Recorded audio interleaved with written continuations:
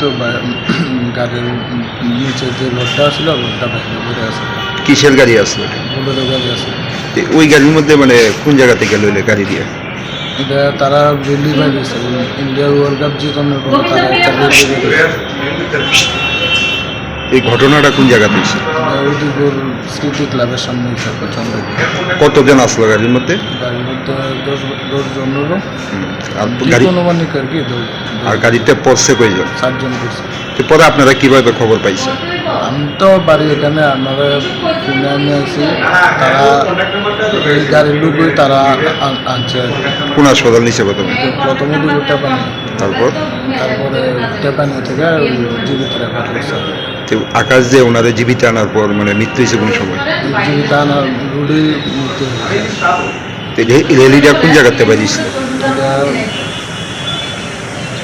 জয়ন্তী বাজার থেকে। আরেকজন যে মারা গেছে ওনার মানে নামটা জানেন? না না, আমি এটা প্রথম কথা। উনি কি মানে এলাকারই? হ্যাঁ, এই এলাকারই। আর দুইজন যে আহত হয়েছে তারা কই আছে? একজন জীবিত আছে আর একজন টেপানি হাসপাতাল। আর আপনার যে শালাবাবু ওনার নাম কি? আকাশ সত্তর, বয়স কত? 26। বাড়িটা কোন জায়গায়? বাড়ির মুড়াপাড়া বাস্কেট।